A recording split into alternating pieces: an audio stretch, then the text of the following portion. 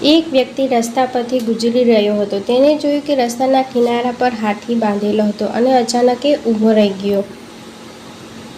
તેણે જોયું કે હાથીના આગલા પગમાં એક દોરડો બાંધ્યો હતો. તેને નવાઈ લાગી કે હાથી એ મહાકાય જીવ છે, તો પણ એ લોખંડની સાંકળની જગ્યાએ બસ એક દોરડાથી તેને બાંધેલો હતો. તે વિચારી રહ્યો હતો કે હાથી તો ગમે ત્યારે તેને તોડીને જઈ શકે છે, તો પણ તે શા માટે શાંતિથી ઊભો છે? છેલ્લે હાથીના મહાવતને તેને પૂછ્યું કે હાથી શાંતિથી કેમ ઊભો છે? તે ભાગવાનો પ્રયાસ કેમ નથી કરી રહ્યા? ત્યારે મહાવતને કહ્યું કે જ્યારે તે નાના હતા ત્યારે તેને મજબૂત દોરડાથી બાંધતા હતા.